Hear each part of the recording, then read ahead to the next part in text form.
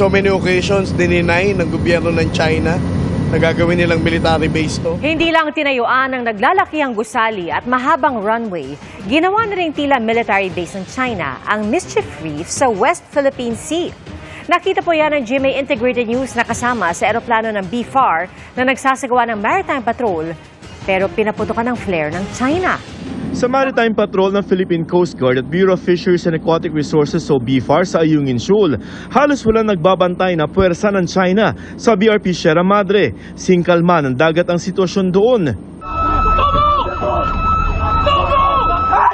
Malayo sa nangyari noong June 17 kung saan nagpang-abot ang puwersa ng Pilipinas sa China Coast Guard.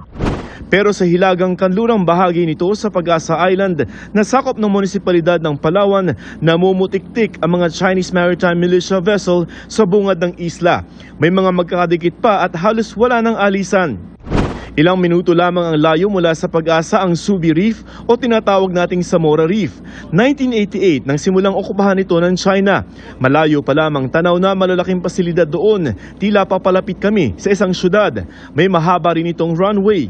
Aakalain mong walang tao roon hanggang sa aming paglapit, may nagpaputok ng mga flare mula sa isang gusali.